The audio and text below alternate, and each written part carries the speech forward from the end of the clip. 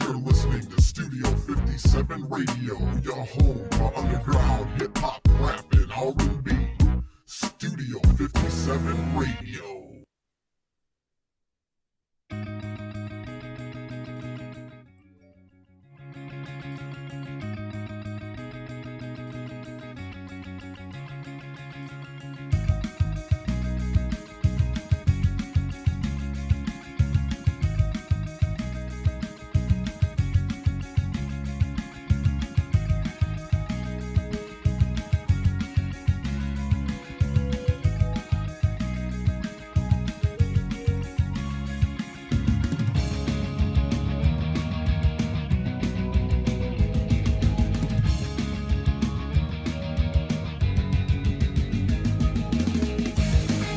Welcome back, boys and girls, guys and gals and non-binary pals. How are you living?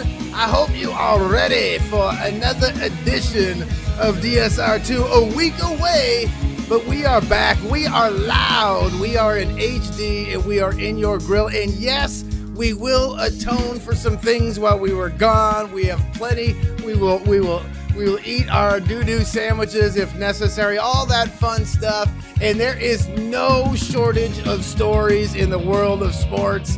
Holy bleep is all I got for you. So buckle up, kiddies. It's about to get dirty, rebels. 2 hours of chaos. So welcome to the debacle that is Detroit Sports Radio, rebels. I am Scrappy. And without further ado, let's do the do that we do at DSR2. Here is your host, the man, the myth, the legend, Johnny the Moose. Hey, we're back here for another edition of DSR2 on this Wednesday here in November. Again, weather was actually pretty decent outside.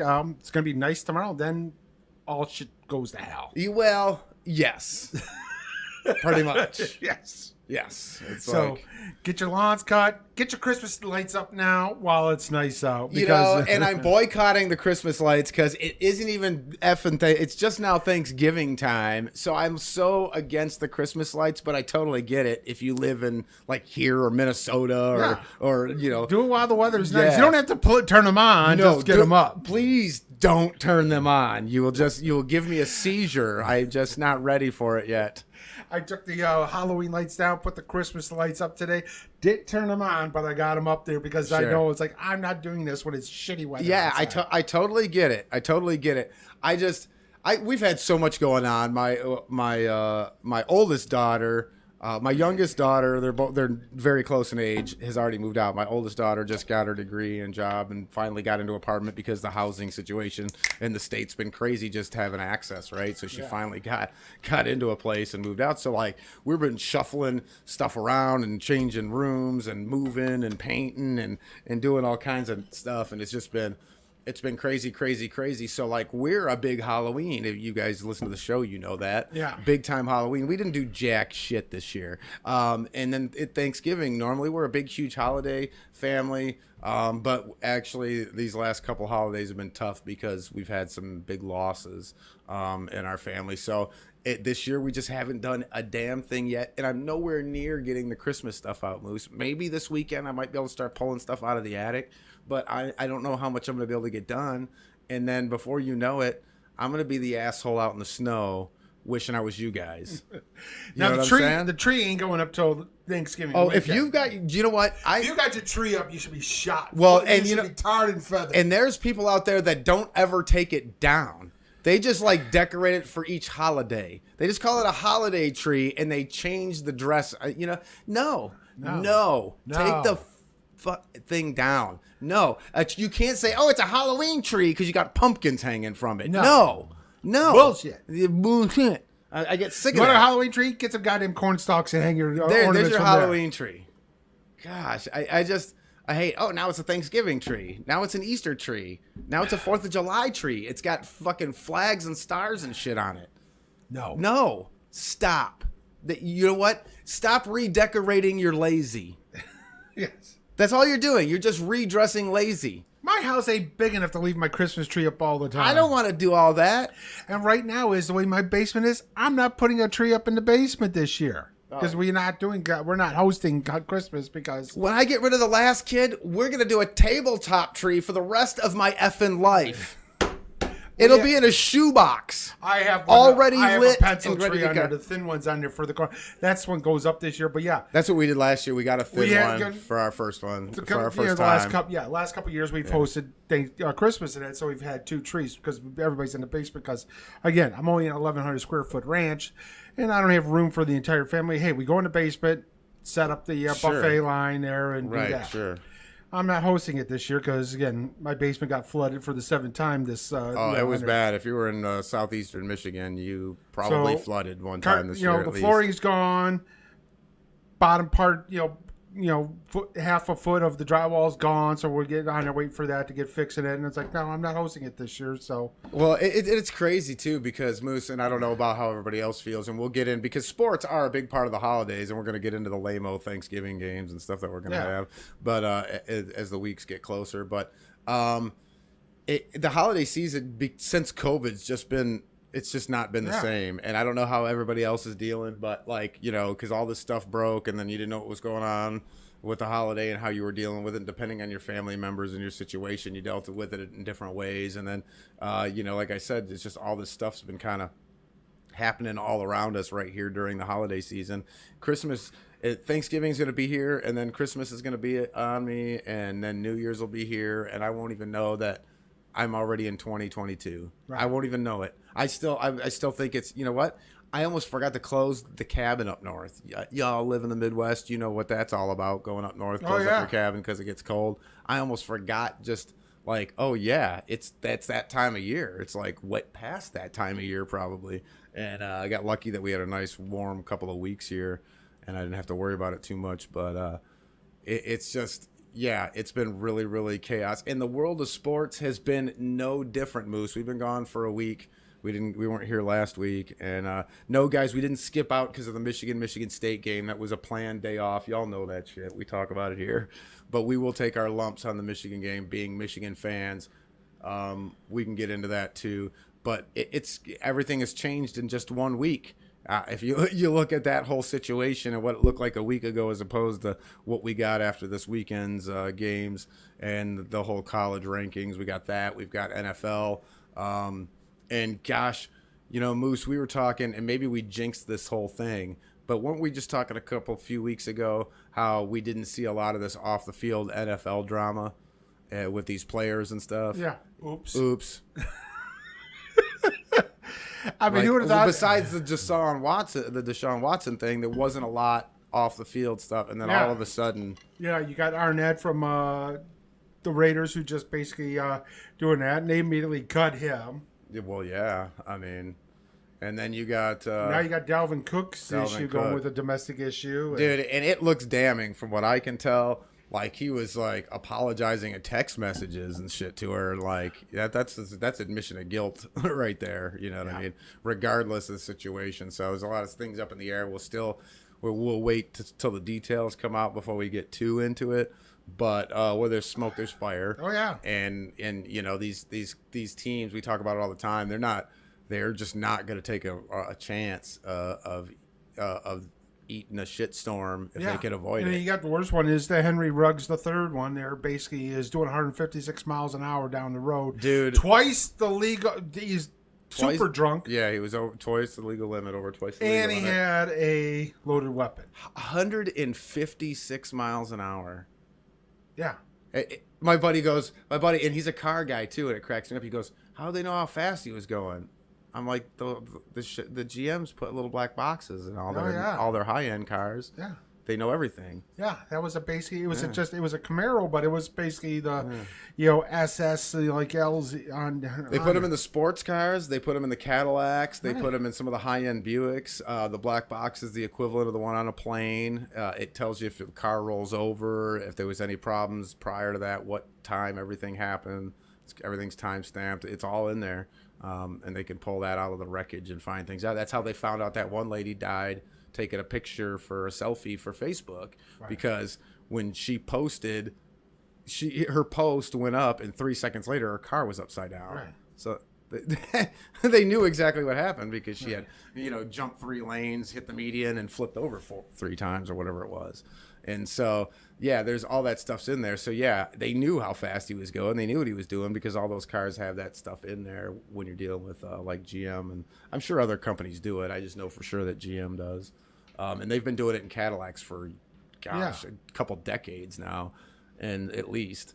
And so... because they need to. Because Cadillacs get ganked, and a lot of things happen with so they do. They definitely they've had them. I want to say they've had them since the 90s, but because my buddy's dad retired from Cadillac back when we were in high school, and I want to say they were putting that technology in them then, and I graduated in the mid 90s. Yeah. So I want to say they had the technology then. They just weren't. They were only putting them on high end vehicles, but yeah, I mean, dude, that's my whole thing, man. Well. Deshaun Watson and what's his name, you think about them in college, it just doesn't look the same, does it? No. Those two fucking clowns. Yeah, we thought, all right. Him and Ruggs go from college to the NFL together. Not they didn't land on the same team again, right? Ruggs was with Tua. He was with Tua. Okay. Bama. Yeah, that's right. Watson was with T. Higgins and Sammy Watkins and them. They were the same draft, though, weren't they? Or a year apart or something like that? No, Watkins came out before then. Was it? Okay, I got Ruggs confused. came out the same year as Tua and Jared Judy. That's what it was. Okay, yeah, I got you. All 3 of them came out the same year. All right, that's where I was confused. Okay. But anyway. You got that. And yes, I'll take the heat there. Yeah. Harbaugh cost Michigan the win. Against State. Plain simple. He lost that game for them. Yep. He didn't make adjustments at halftime. He got too cute for his own britches. He thought he was the smartest man in the room, and it cost him the game. Dude, all that nonsense with the other quarterback. Look, okay, Moose, I was nervous. Plus, they didn't stop the run the second half. Sure. I was all nervous with that game off Jump Street, and then they threw that slant right off cuff for 93 yards or whatever the hell it was. Yes. And I was like, I texted you, I'm like, ooh. Well, that's a nice start. Yeah. And I'm like, oh, okay. Oh, that's what I was worried about. Like, if we didn't get a good start, right, this could be ugly. Right. And I'm like, okay, well, maybe we're all right. And then all of a sudden, they got back on the offensive side of the ball, and it felt different. And then it's like their defense was doing okay for a minute, but you could just tell, like, I'm like, wait a minute, dude. Somebody needs to pull him back. Like, I'm sorry, but to me, it was uber obvious that your coach lost you this game. Just some of the crazy stuff he did with the 2 quarterback situation, the 4th down calls. I mean, some of these calls, I don't know what the hell he was thinking. And then, guys, MSU fans, I'm not letting you off the hook either, dude. You're lucky you got that win. You're lucky Harbaugh got in the way, right? Because your coach didn't help you either. How do you go into halftime with all of your timeouts? And then use him to ice the kicker, but let him kick every single one of them. Right. He's just he's in rhythm. Yeah, you just gave him a bunch of free fucking kicks. Right. Well, I mean, what kind of nonsense is that? And you didn't end up losing because of it. But what if you did? What if you lost that game by 2 points? Right. It was. So then you'd be like, okay, well, Harbaugh was an idiot, but your guy was idioter. Yeah, they were both idiots, and again, the officiating was pretty poor. Oh, yeah. It was terrible. Yeah.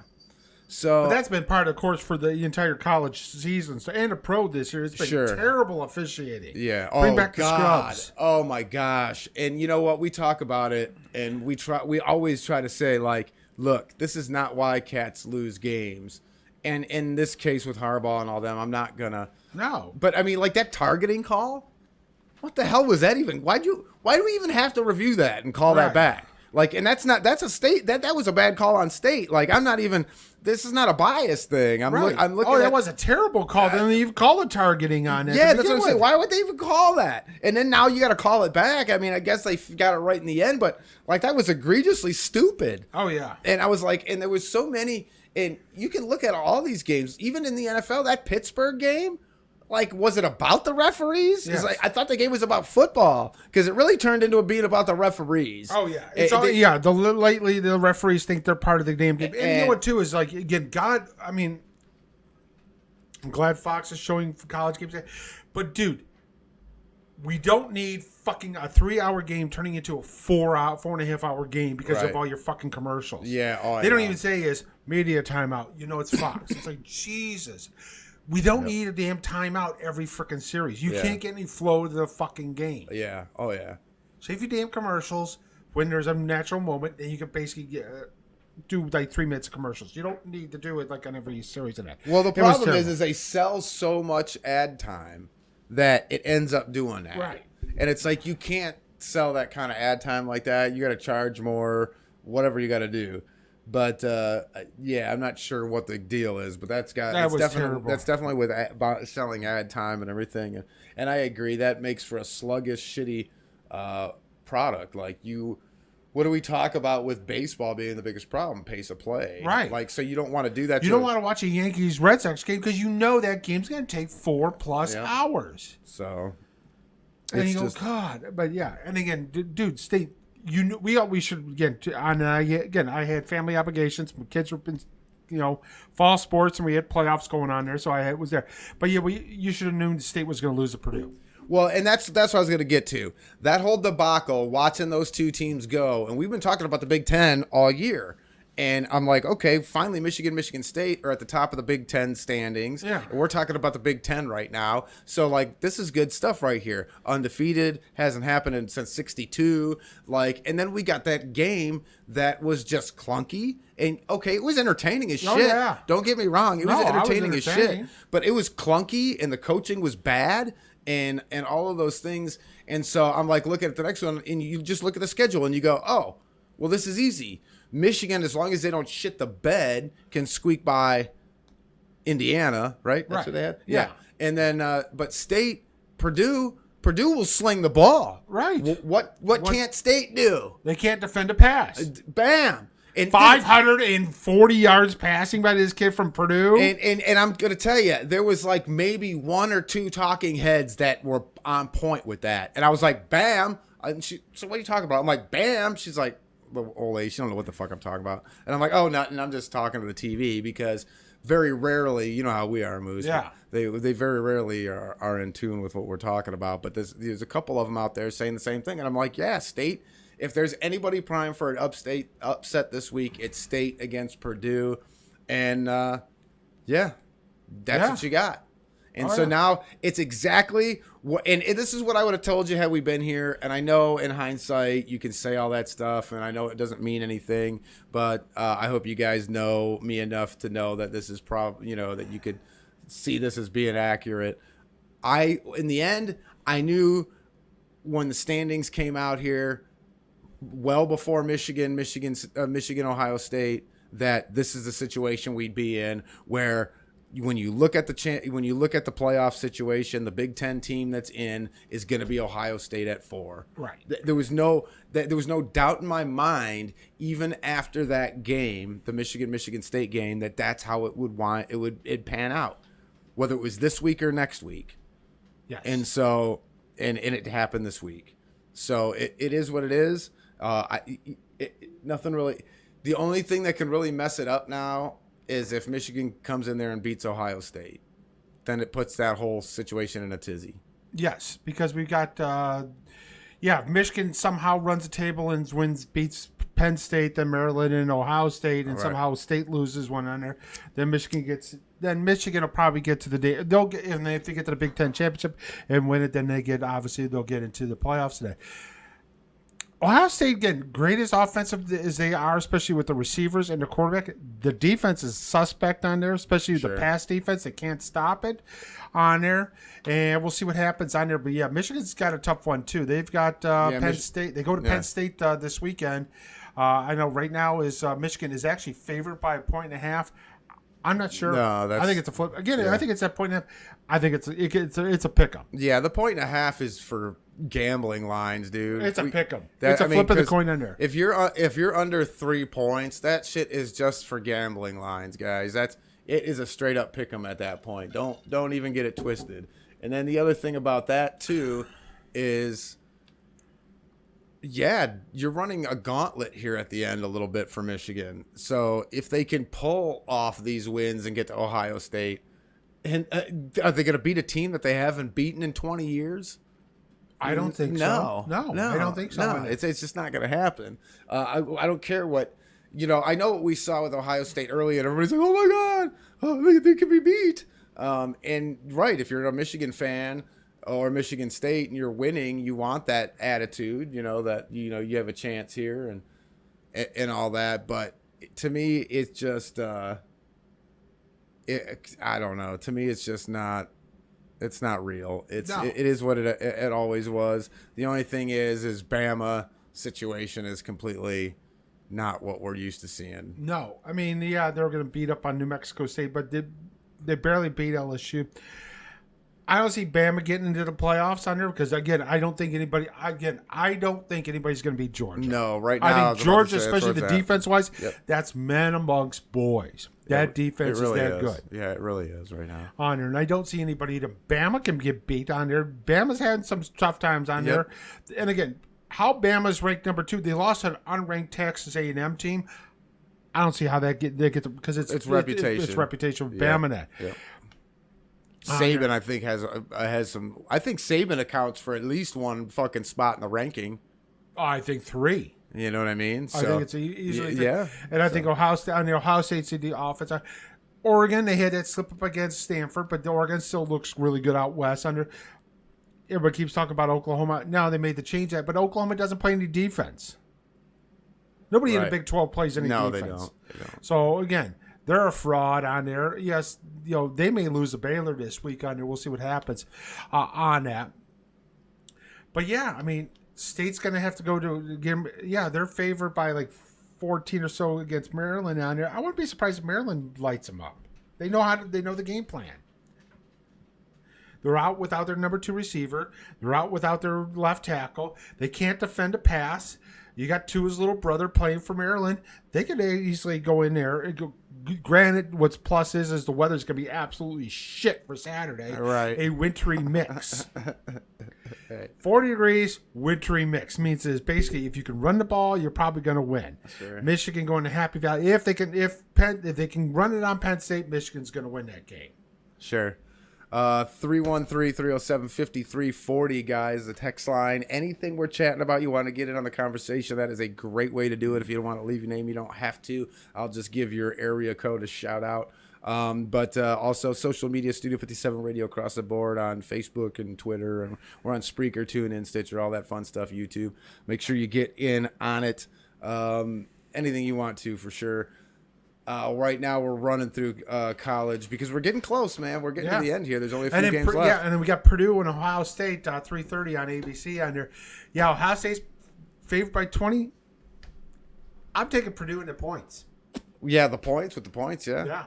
Yep, that could be a closer Purdue game than you think. They can throw that ball. I mean, Purdue's that one team that can just wreak havoc because they went into Iowa, beat Iowa. Mm-hmm. State goes in there, and again, that game wasn't even. What the score? That game was way more out of reach than what the score even dictates. Purdue freaking owned State that game. So with that, this is going to be one of those ones you go, ooh, well, what happened? Yeah, I'm going to tell you what happens. We knew that was going to happen. All right. Yep. So it is what it is at this point. Like I said, the surprises aren't in that department, let's just say. No. This year. So, anyway. So, I don't even know where to go with all this off the field stuff.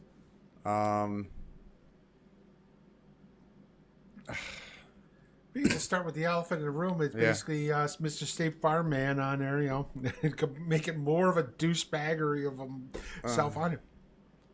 Yeah, we can start with the AA round. I didn't lie. Bullshit, you didn't lie. You basically, I'm vaccinated. He said he was immunized. Immunized. Okay, so I'm gonna pump the brakes a little bit and back shit up. When he said that, I immediately know he was lying. You're lying. Right. You are playing semantics. Yeah. And you, excuse me. If you start playing semantics, you are bullshitting. That's all you're trying to do. If someone asks you a question, you don't argue semantics. if you're upfront and honest. Right. You know what they're getting at. You know what they're asking you. Right. You don't play games and be cute and then argue semantics later. That's for someone who's being deceitful. Right. I mean, that's rule number one. So when you refuse to say I was vaccinated or I got the vaccine, or to clarify, you just said, yeah, I was immunized. Well, what does that mean? Number two is shame on the media. Like, We're not calling them out on it. Nobody ever said anything after that. And guess what? Even more on the Packers, because you let that shit fly, and now you're letting him blow COVID protocol, and you don't even know. No. Look, I need to send proof of vaccination in order to have the freedoms that I have at work. Right. Okay.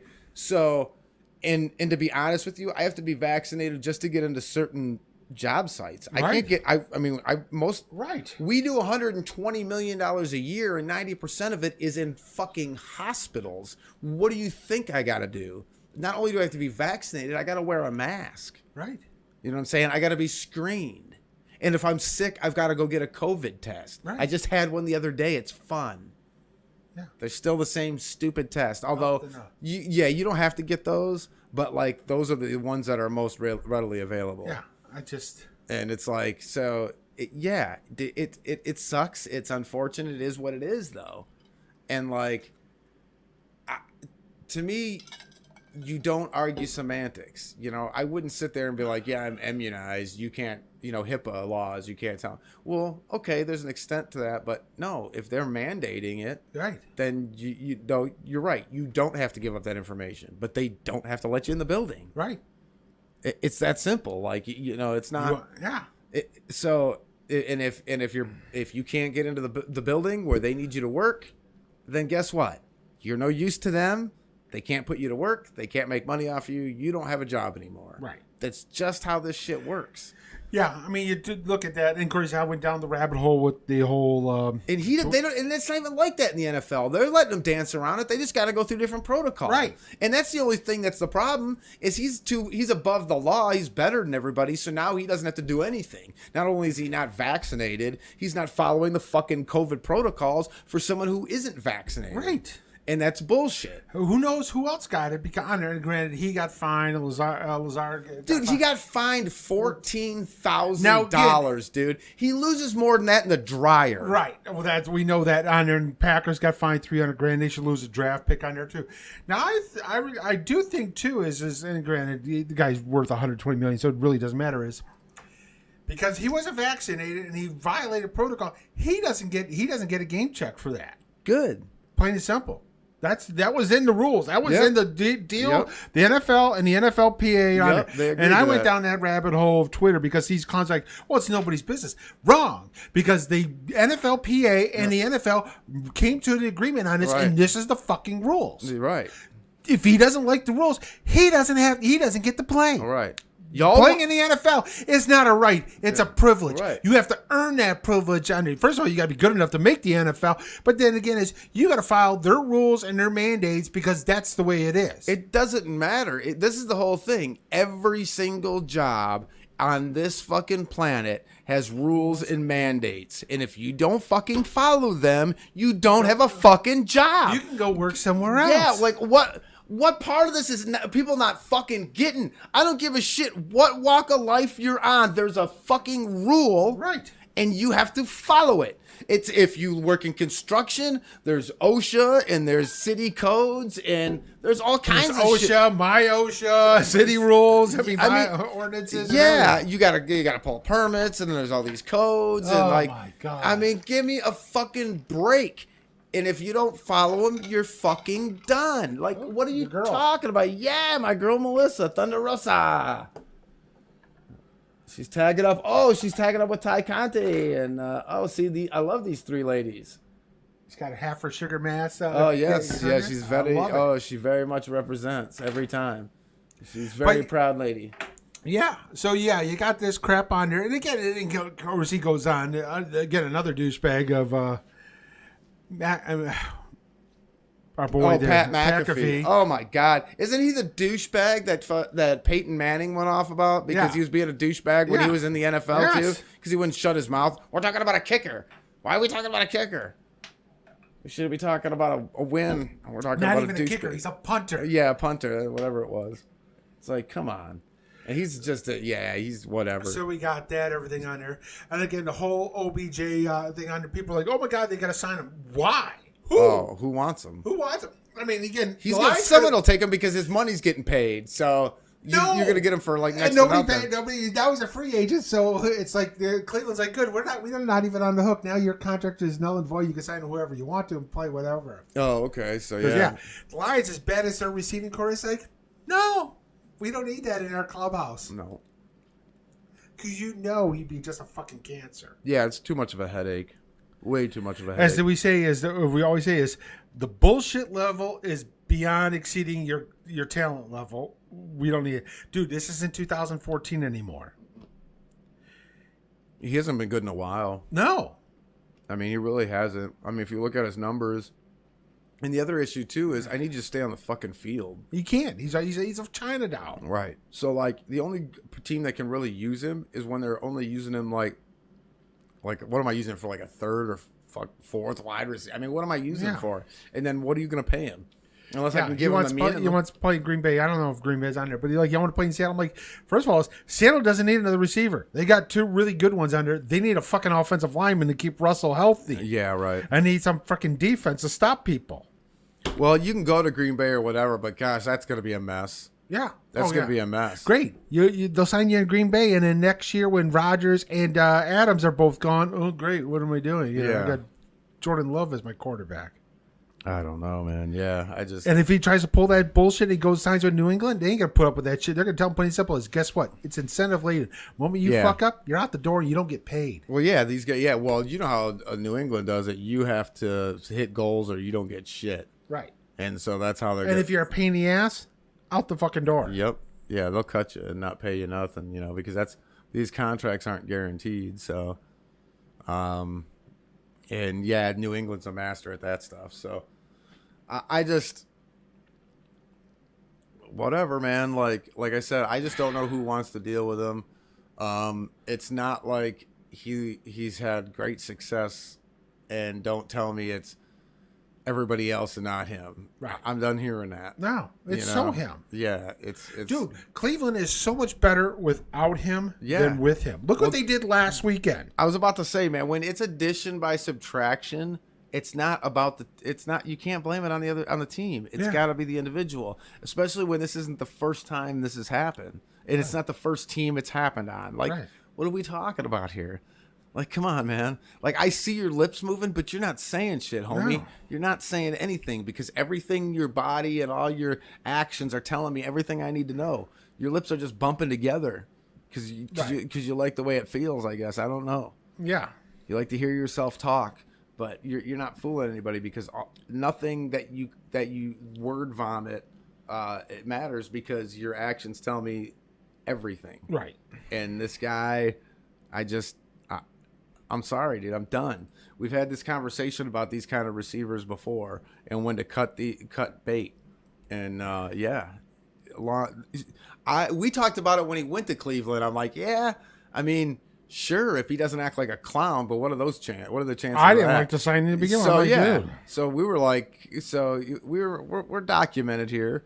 This guy, this is pretty predictable in my opinion. Oh yeah, but it's sad nonetheless. I mean, let's be real, a lot of talent wasted with that young man. Yeah, in my opinion. Dude can't even go to a home game at a game at LSU anymore because he's banned from there for the national championship. Well, what do you got to do that stupid stuff, man? I mean, it's just so dumb. What are you doing that stuff? And now it's not even a big deal. Yeah, now it wouldn't matter. Now it wouldn't even matter. National likeness on there. Yeah, I'm gonna give you a likeness. Here's $100 for a likeness. Here's a scar for a likeness. Yeah, name and likeness, baby. Good. This better be a damn Cohiba from Cuba, you cheap fuck. Right. Shit. But I mean, Dutch Masters. What the hell is this, Dutch Masters? You cheap son of a bitch. Oh man. But yeah, then Dalvin Cook with the as we said on that. I mean, it's just like, oh my god. Well, Did you hear how much they got released on how much Goodell's made over the last 2 years? probably worth every penny. What was it? Because he's a shield. He's got to sit there and 124 million. Okay, I thought For it 2020 and 2019. I thought it'd be 120. So I ain't mad. No. We knew going in, I think it was going to be 40 a year, right? Yeah. Isn't that what we kind of thought? We thought 40 30 to 40 on there. We thought that. So he got some bonuses because of the stuff he had to take. Yeah. Well, again, he's the one taking all the heat from all that. I mean, come on, guys. Let's be We real. we all know who was behind the Gruden getting canned on there. Oh. But the problem is we're going to have to make him on there because we can't get it released. I'll take the heat because we all know if it gets released, all you cats are going to be in deep shit. And the NFL is NFL usually tries to keep things quiet for a while before it comes out to the media with shit. And they're more than willing to let this player stuff get out as quick as humanly possible, so we're not talking about the shit that they're not doing. Right. Because where are my other 640 million fucking emails or 640,000 emails? Right. There's no way that this is the only guy that's dirty in this situation. What's going on here? And I'm going to tell you what, guys, for all the stuff that we blame and put on Goodell and bitch and how shitty he is and whatever. No, like quite honestly, yes, it's almost like a wrestling gimmick, right? Like Vince McMahon was supposed to be a bad guy. You were supposed to blame him for everything. But like in this particular case, it's just that's all he is a character. He's not actually running anything behind the scenes. Right. You know what I mean? Like in Vince's case, he actually runs the company, but in Goodell's case, he's just a figurehead. That's what he's supposed to do. That he's paid by the owners to go out there and take bullets. Yeah. That's what he does. He's a human, bulletproof vest or shield. And so now he got paid for it. It's just a damn mess. Yeah. The whole league is just a damn mess now because I'm sorry, at some point in time, ESPN or one of these sports, investigative reporting type gimmicks are going to come in and get those emails, and that shit's going to come out. We're going to have to deal with the Dalvin Cooks and all these other idiots in the meantime, which we're going to get to here in a second. But all that other stuff, it will come out, but we're going to see it in a goddamn documentary. They're not going to let it come out here because they got to maintain their league. Yes. And so Gruden was the patsy, as we call it. Mm-hmm. And so they figure if they put Gruden up on a platter, then that would shut everything up. But it doesn't even make sense to us. We don't even know why Gruden would be on a platter when that's not even the platter that we're supposed to have here. We're eating a different cuisine. It's not buffet. So, you know what I'm saying? Right. Because they were there looking for Washington. It had nothing to do with him. So that didn't satisfy what we were looking for, and that's why I still think that will come to head at some point. But back to what's his diddly ding dong. Did you see the pictures of her face? I didn't see them. No, I did not see it. I heard I don't know what Dalvin Cook's girlfriend. I don't know what her name is. Now she was like, I heard she was like she's like in the special forces or Marines or Army or military background of some sort, and that the story, I guess, is, and I don't know if you guys heard this the way I've been listening to it because I didn't read the page. I don't really know. I'm only regurgitating secondhand knowledge, I guess, or maybe even third hand at this point.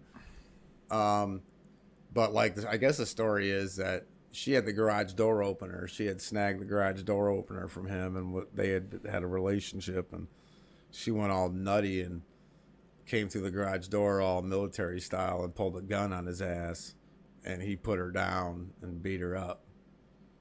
Yeah. Okay, is that the story? But then now there's, she's putting out text messages that they're having back and forth saying, him saying stuff like, I don't know, things got out of hand. I'm sorry, it was my fault. And it's like, and then you're seeing pictures of her like that. Have you looked it up? I don't know what she looks like. Maybe we should see what. and see if there's any information on the story. Maybe let's see if I'm accurate. So why don't you dig a little deeper let me for see me? what I can find for you. But it's to me, these situations are touchy, right? Like I want to give the guy the benefit of the doubt. That if he's claiming a self-defense thing, then obviously it is what it is. But like the whole protecting women and thing, like I kind of lean that way just naturally. Right. I was raised by a single mom. Most of the people in my life have been women. I raised 2 girls and lived in a house with nothing but women for really most of my life. And so I tend to lean that way. But you kind of want to wait for evidence to play out. But what I've heard seems pretty damning to me. And it's hard to look at this guy any other way than, unsavory, I guess, would be the kindest way. So I don't know what is going on, but this is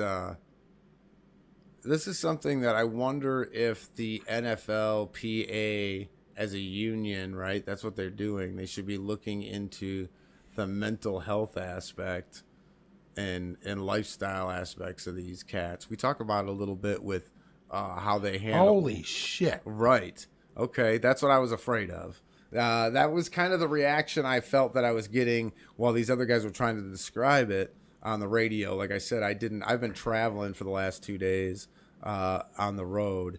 And so I've just been I'm only regurgitating shit I heard. And even over the weekend, I had to stream games on a device because I was traveling. I've been traveling essentially since Friday. And so, and I'm just kind of and I've been driving all over the damn state. So, like literally. So, I've been so I didn't get to physically see anything. I've been too exhausted to take time and. I mean, they just got the one shot on, and you can see blood all in her shirt, and her face is beat to hell. So my question is, at what point does self-defense become more?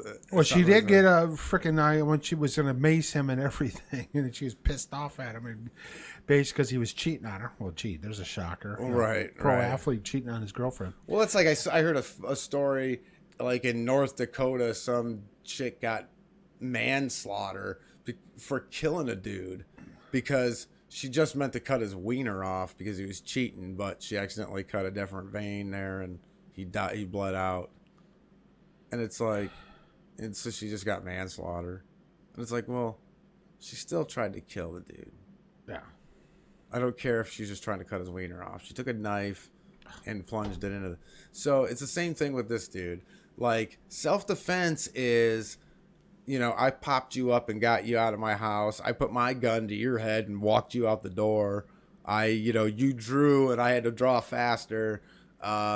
It's not beat you down until you look like hamburger. Right. Like at some point, I don't have to go that far with somebody before I've got him incapacitated.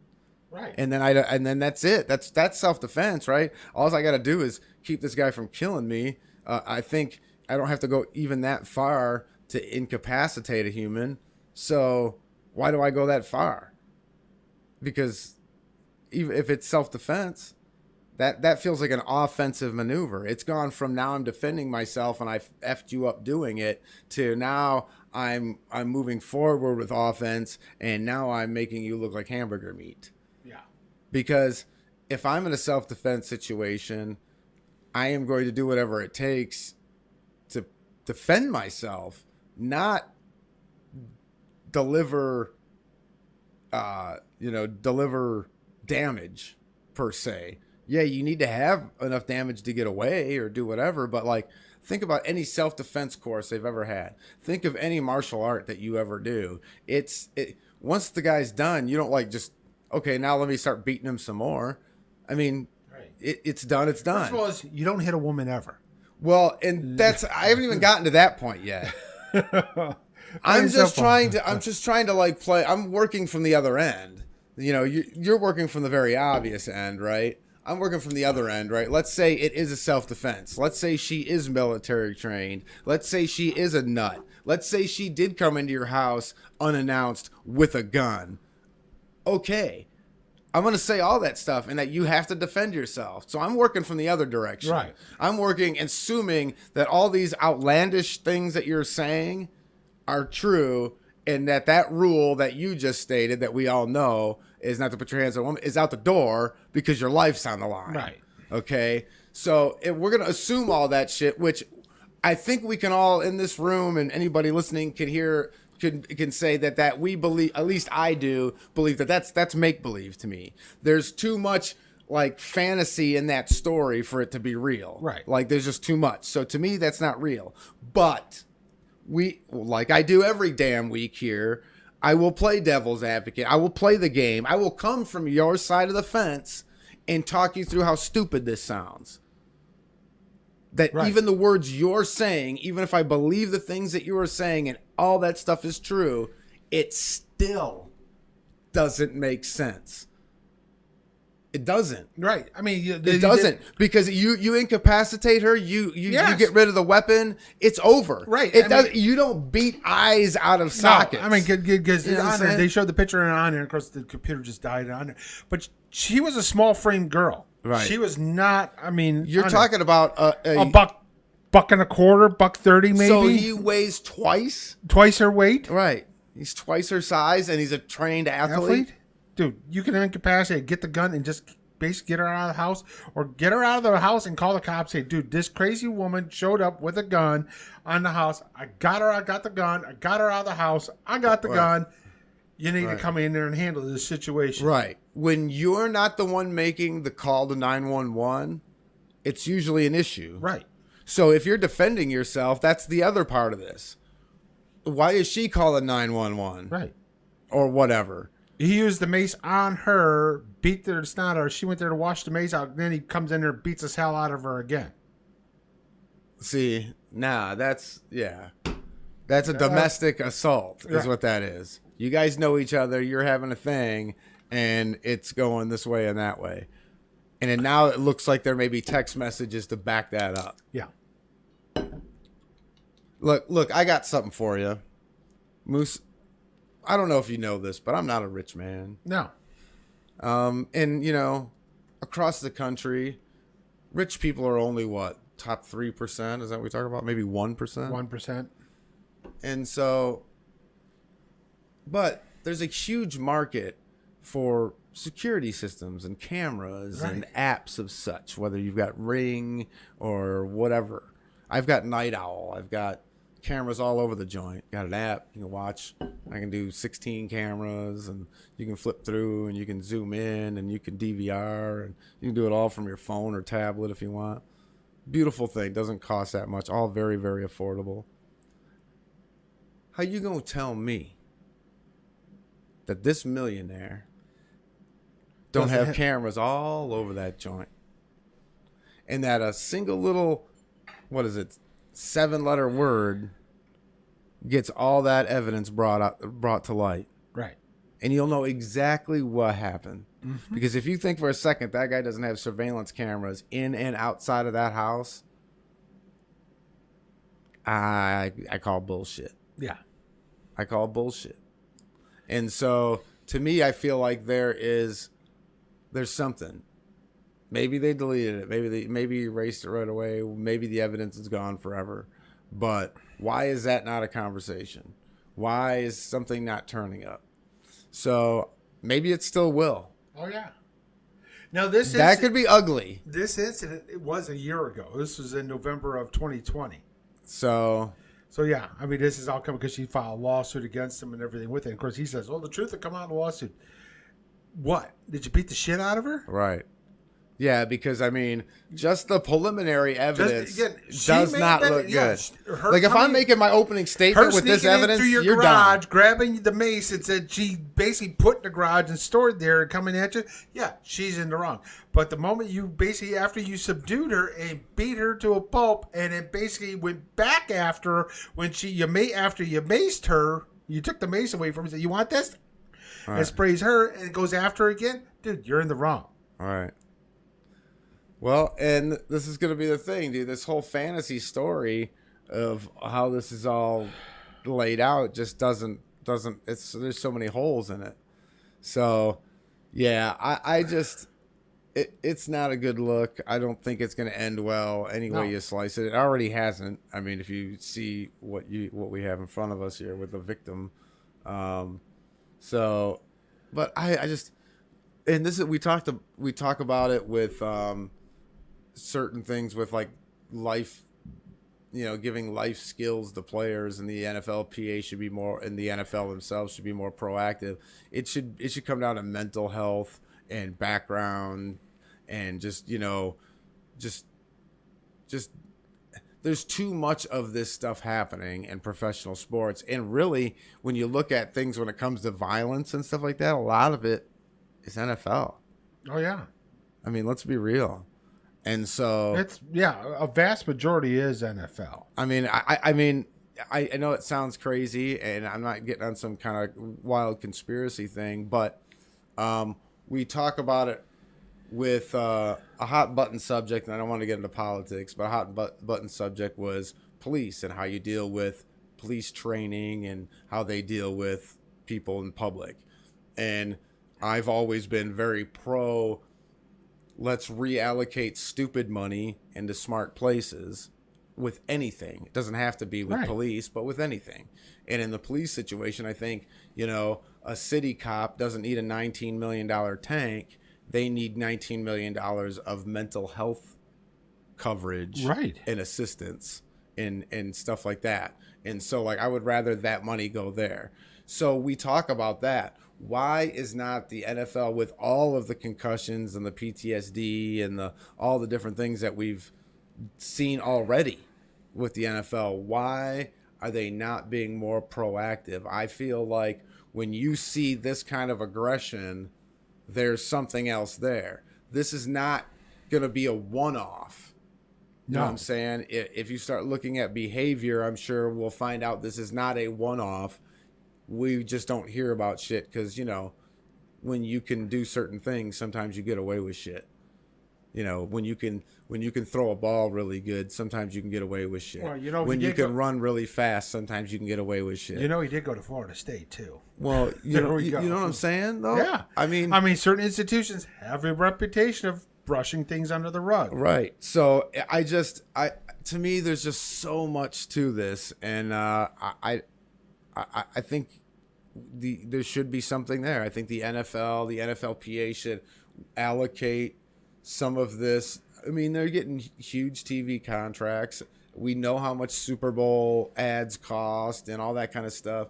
This money, you need to take dumb money and put it in smart places. You can't tell me that if I go through the books with the NFL and the NFLPA that I can't find some dumb money that I can put in a smart place, which is to, do work and study and protect these guys from a mental health standpoint as they go through their career and post-career in the NFL, especially if the reason that their post-career came so quickly is because of things, injuries, head injuries and things like that. And then, the effects of all the stuff that they're doing to their body when they're naturally, whether they're juicing or not, when you're naturally working up those kinds of testosterone levels and chemicals within your body and you're doing all these things, is that having an effect on your personality, the way you act, your aggression levels, all these studies should be something because this will come back just like everything else that the NFL tried to deny for 100 years has come back. This will too come back. Oh yeah. This will too come back. We've been talking about concussions since the 70s? Yes. And so it finally came back and bit them. You know, when they started doing Jacked Up, everybody started going, wait a minute, you're making fun of people getting blown out, and then almost all of them led to damn injuries, Right. and then it started to become, hey, no, you can't be making fun of and joking around about these injuries with these cats, and all of a sudden it became more of a serious conversation, you know, in the years after, and they yanked that shit off the air, and so, and then now the concussion and the PTSD and the future of the league kind of hinges on that right now. Don't they believe that teeters on that, right? Oh, yeah. Because moms aren't letting their boys play football. So, like, doesn't that part of it make sense? I mean, so I know it's a deep conversation. It is a deep conversation, but on there too is you'll get a kick out of this because we're gonna actually talk about soccer for a second. Oh shit! Before we hit our break, give it to me. Women's French soccer basically got their own Tanya Harding, Nancy Kerrigan. Oh yeah, I heard that too. Paris Saint-Germain midfielder and Amita Diallo was arrested in a Paris suburb on Wednesday morning, a week after her teammate Kira was beaten by a masked man wielding iron bars. Yes. So they were riding. The girl needed a ride home. Her teammate girl gave her a ride home, only to have her set up because they got like stopped, like pulled over the road. Yes. And they were both like quote unquote abducted, but they only assaulted the one girl. Yes. With metal pipes, like Tanya Harding because style. she's complaining, she was worried because this other one was basically going to take her playing It's time. like the Tanya Harding thing all over They again. even said that on there. I saw this yesterday. I'm like, oh, I gotta mention this, and I saw it. I'm like, ah. Yeah, I heard that this morning. I think going into some training stuff I had going on for business stuff. But yeah, I couldn't believe it. I couldn't believe it. Yes. I was like, come on, again, really over that? Mm-hmm. That's just so. I'll never get that. That is amazing. I don't even know where to go with that, other than it's just so sad on so many levels. It really is. It's like, it's just the level of pathetic is undescribable. Yeah, I mean, think about that. Like, you can't even be happy for like someone that should be your friend at this point. It's your teammate. You're right. It's like, I mean, you should have some kind of kinship, even Right. if you guys don't kick it, right? Like, and then when they do well, you should, hey man, it's a chance. And then that should be a bar that you should want to get past, right? That should be driving you to get better. Mm-hmm. So I just don't understand like that whole, you are not meant for like team activities. No. Like you're just too selfish. I mean, that's a level of nasty. I mean, the one that, you know, again, I'm gonna have probably get hate mail at this, but whatever. at least that one wasn't like flopping on the ground going, oh my God, where's the red card? Yeah. Well, that's what's so funny about, you know, they'll come and blow in your ear and they'll act like they got shot in the head, and it's so yeah, I don't know. It tis what it tis, but it tis pretty funny when you think about it, but sad all in one. So I don't know. Sad and funny all in one is probably been our pick'ems. Thank God I wasn't here last week because you would be sleeping in a box on an yeah, because how bad I was. Mean, there was some upsets that had no business happening. We absolutely have to get into the upsets.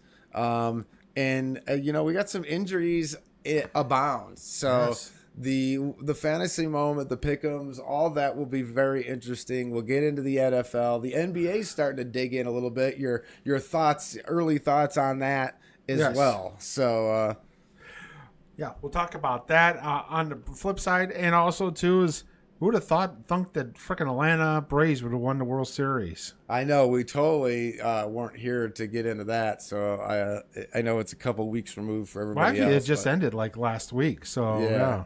So we'll get into that as well. We're gonna take a quick break here. We are DSR2 Studio 57 Radio.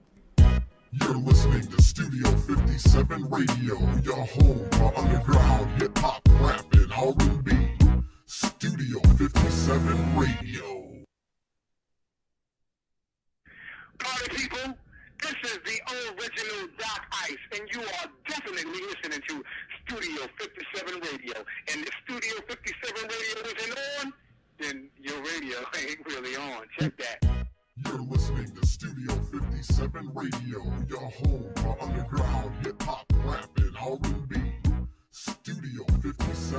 Radio.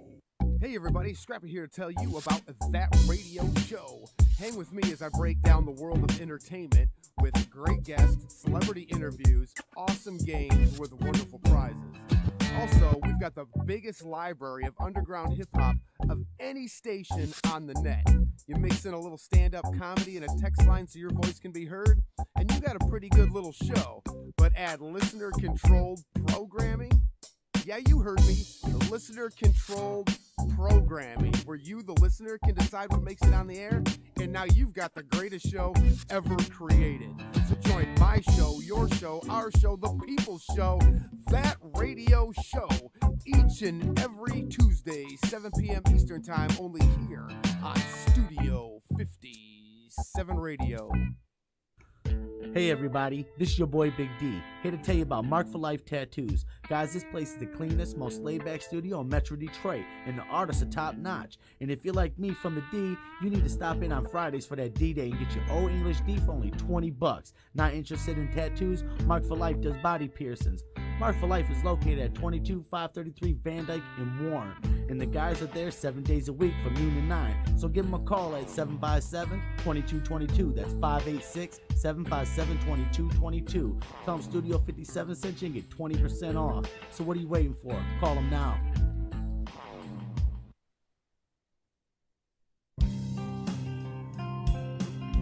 Hey everybody, Smokey here to tell you about Allstate Tire. With winter fast approaching, the most important thing between you and the road is your tires.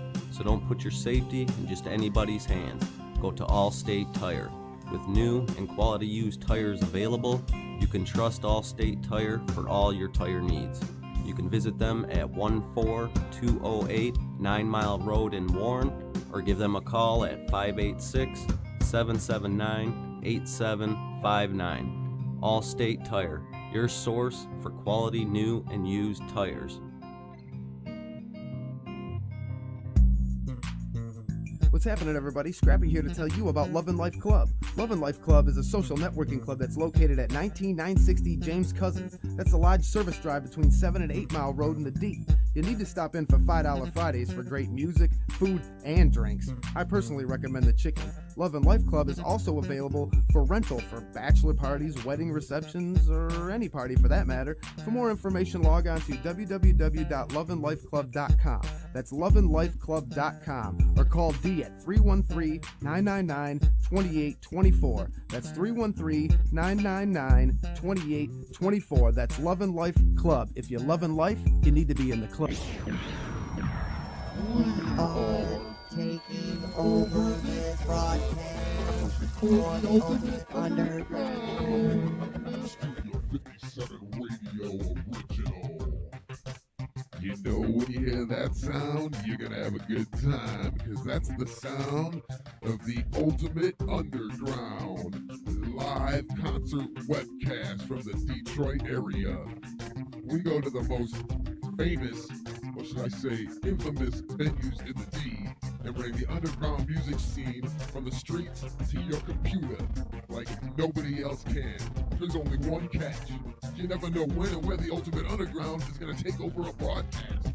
So you need to stay tuned to Studio 57 Radio all day, every day, for clues on when and where the next Ultimate Underground may happen.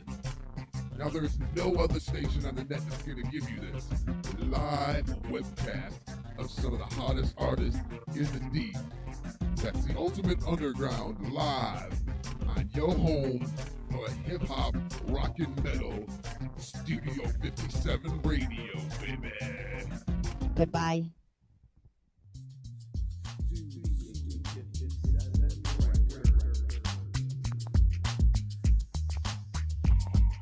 You get what you want, cause we got what you need. Studio 57, serving streets of the D.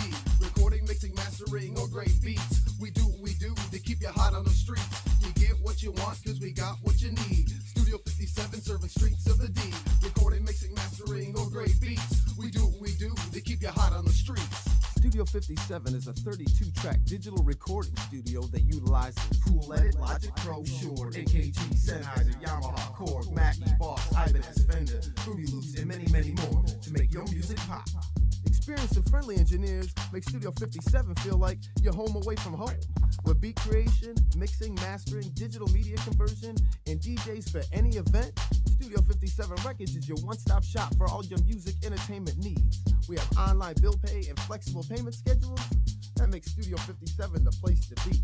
For more information, visit Studio57records.com. That's www.studio57records.com. Or call us at 586-420-3390. That's 586-420-3390. Or log on to Studio57records.com. And just remember one thing, baby. You get what you want because we got what you need. Studio 57 serving streets of the D. Recording, mixing, mastering, or great beats. We do what we do to keep you hot on the streets. You get what you want because we got what you need. Studio 57 serving streets of the D. Recording, mixing, mastering, or great beats. We do what we do to keep you hot on the streets.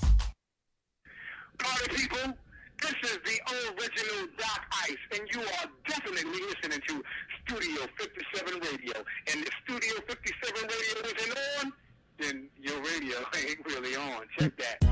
You're listening to Studio 57 Radio, your home for underground hip-hop, rap, and R&B. Studio 57 Radio.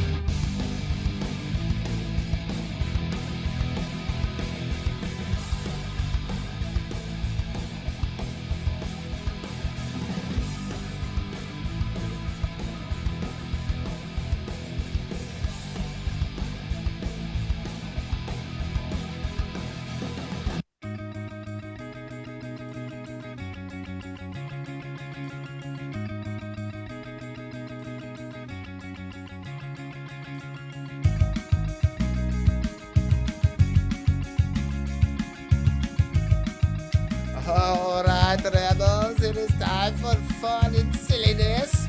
Out of tune, we will get back at it. What's going on? We ran through a lot of stuff. We kind of backtracked and, covered some stuff we missed on our week off there. There was a lot of meat on the bone there. And there's still lots to cover. Of course, all the outside the lines nonsense. We got into that.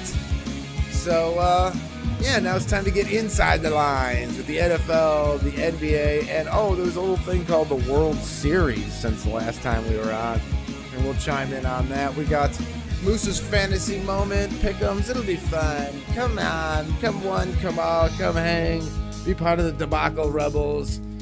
Let's do the do that we do in hour 2 on DSR2. I am Scrappy, and here is your host, Johnny the Moose.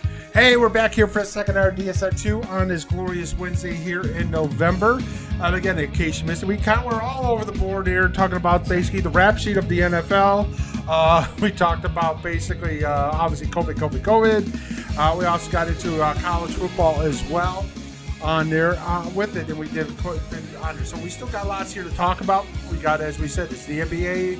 We're about 3 3 weeks into the season, NHL. We're about a month into the season already. And again, we have the World Series that wrapped up here last week. So we'll get into that as well a little bit. And of course, we have Moose's fantasy moment for all those that are in fantasy football. And injury bug has jumped out and bit everybody in the ass. But we'll get everything going here. Plus, we'll have pick'ems on here. And again, thank God I wasn't here last week. As I said, you'd be living in a box down by the river. Upset Not a City. van. You would have lost the van as well. You would be in a box. You have to rob somebody's box. It was got a new washing machine, or better yet, a refrigerator, and that can be your home for the next 6 months. Yeah, it was Upset City for sure. And there was then- upsets that had no business happening. Upsets. Oh, sure. And then even in some of the victories, you're like, ooh, yeah, well, didn't really see that. So I it just goes to show you, man, Moose, I feel like I'm beating a dead horse here, but this is what I'm gonna go back, play the tape. I said it from the very beginning, because of COVID and this being the first year kind of back to whatever the new normal is gonna be. It was gonna be messed up. It was gonna be a messed up year. Messed up stuff was gonna happen. You were going to see upsets you didn't get. All the things that I was talking, I just thought it would happen sooner. I can't believe that we're in week 10, Moose. Tomorrow is week 10. Yes. I can't believe we've gone this far this fast, and I thought these kind of things would have happened a little earlier in the season, but I'm not surprised by any of this. No. It's just, I told you, if you are out there in the world of sports betting and you're listening to, degenerate gambling radio, WDGR, you're going to lose your ass this year. There's no, it is so unpredictable. Like we talked about stuff like that. We won't touch with a 10-foot pole. I'm going to tell you what, when it comes to collegiate sports, college football, it's been every week. There's somebody. Every week, somebody is there's another shocker, and I just I don't know what to say. It's unpredictable. So hopefully, when we do get to our pick'ems a little bit later, we'll be all right. But Moose, we've had like 2 okay weeks, 1 really nice week, and then the rest of it's been pretty this year. Yeah. So we've only had 2 bad ones, and like last week on here, because I'm in a pick'em thing on here, Right. I was terrible. Yeah, I was about to say. I was terrible. Good news is I may get the lowest, at least $20 for the lowest points of the year, You're right. weekly wise, because that's how bad it was.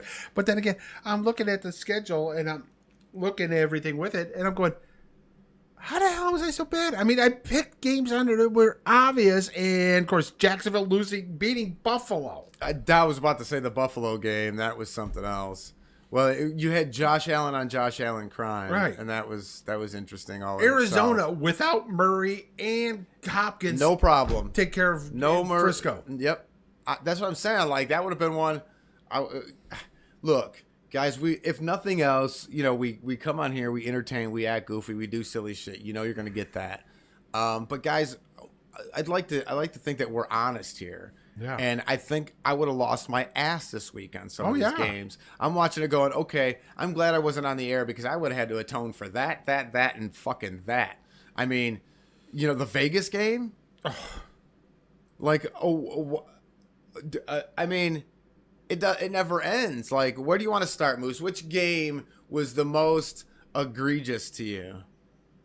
Jacksonville versus Buffalo. Yeah, I'm with you too. But that was Josh Allen on Josh Allen crime. I mean, he had him twice in the first quarter, didn't he? Yeah. Yeah, I was on it, but that was hard to listen to on the radio. But yeah, it was like one of those good. I was traveling. How the hell did Buffalo only score 6 freaking points? 6-9. Who wants to watch that? Thank God I diaper? was basically busy doing other stuff. I was on the road traveling, so I'm like streaming games on the radio, and so I'm all over the. Sorry, I was so far away from my mic. Mic etiquette, dick. Anyway, I was streaming audio, the radio version of the games, and I got on that game for a little bit, and I wish I would have spent more time with the Baltimore game, because that 6-9 diaper Yeah. with Buffalo was unbelievable. But I was like, I wasn't sure what I was hearing. It's hard to hear. Josh Allen Josh Allen does it, and Josh Allen, and it's like, whoa, wait a minute, what Josh Allen are you talking about? I'm confused. And the kicker is they were both the 7th pick overall in the draft, All right. 1 year apart. That's so wild, man. Of course, Josh Allen was supposed to be the Lions pick, but the damn Jacksonville took him because they needed a damn tight end, so they take one of the defensive end, and we get Hawkinson. And I do like Hawkinson, but dude, I wanted Josh Allen. We needed that edge rusher on there, and it's just like, son of a bitch. Yeah. So anyway, Mac Jones being called the dirty player. It's like, well, I mean, it's one thing to, like, someone's running and you're trying to, like, tackle them or something like that, and you grab up an ankle and trip them, trying to tackle them, after like a turnover or something like that. It's another thing to go like Ken Shamrock on someone's ankle. So like what level was that? I didn't see the play, so I'm not sure. I just heard he grabbed his ankle and turned it pretty gnarly. Yeah. And so to me, the play of grabbing somebody and tripping them up by the ankle is not what's dirty. No. It's the fact that he twisted it. Yeah, he twisted it and did some shit he didn't need to do type thing. That's what it sounds like to me. And, this is going to be an issue with that, dude. If it becomes a thing, it's going to get self-policed, and that could be an issue for the young man. I'm just saying. Yes. Dude could take some shots for that. I think he's got a receipt coming, as they as they would say in the world of pro wrestling. He's got a receipt coming. So, and people are all griping about Kyle Shanahan. Oh, they're going to get him. Good. We'll hire him. Well, there is a part of Kyle Shanahan now. Like, check this out. Hear me out on this. Kyle Shanahan has a lot of input on draft day and who they pick, and he's kind of like the pseudo GM as well. And I think, like, when you have a good GM that gets really good talent, I think Shanahan's a pretty good coach. But I think when he gets to get a say in the player personnel, what have they won? What have they done? Other than the one Super Bowl they got to, I mean, but they lost. I mean, they almost won that one because Kansas City came back and won it. All right.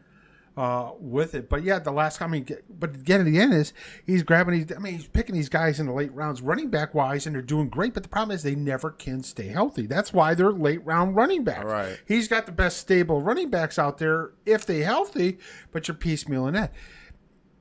I think maybe the Trey Lance one he kind of overreached a little bit on. Sure. The pick on there. And again, also having Kittle getting beat up and everything with it because he's a great tight end, but he's also, again, he's a full tight end. He blocks and receives and that, and he's getting killed. But yeah, the kicker is they've really screwed the. I mean, Deebo Samuel's nice and everything, but they don't have a number one receiver realistically. Right. And with that, and they have no secondary. Their secondary is terrible. As good as that front seven is, that secondary is just as bad. Yeah. With it, I think losing a lot of your cats also too this year, getting all your assistant coaches getting poached. This came back and bite them in the ass this year.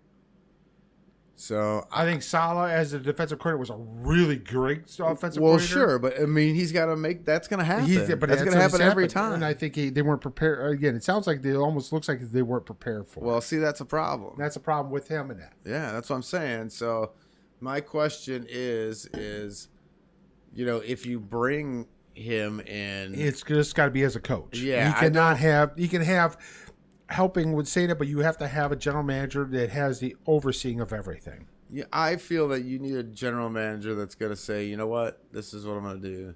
I know what your philosophy is. I agree in it. And I think I just don't agree with the guys that you want to fulfill that. And so we're going to go my way with it because I just feel like the cats that he's bringing in and or he has influence on there's some kind of something going on there, because X's and O's wise and from an offensive standpoint, he's pretty innovative and does some pretty fun things. I think they should be better than they are sometimes, and sometimes he does do that for them, make them better than they should be, kind of thing. But I don't know, man. The last few years, there's an issue there, and God forbid he ever gets a quarterback, because that seems to be another issue. Yeah. That finding a quarterback that can do what he wants to do with his offense. So, we'll see. Yeah, I would take him here. The problem with bringing him here is ownership's so bad it won't matter. No, and the thing is, they'll just get in the way of everything, and ownership and management here is so bad that it would just accentuate all the flaws that I'm kind of pointing out. right.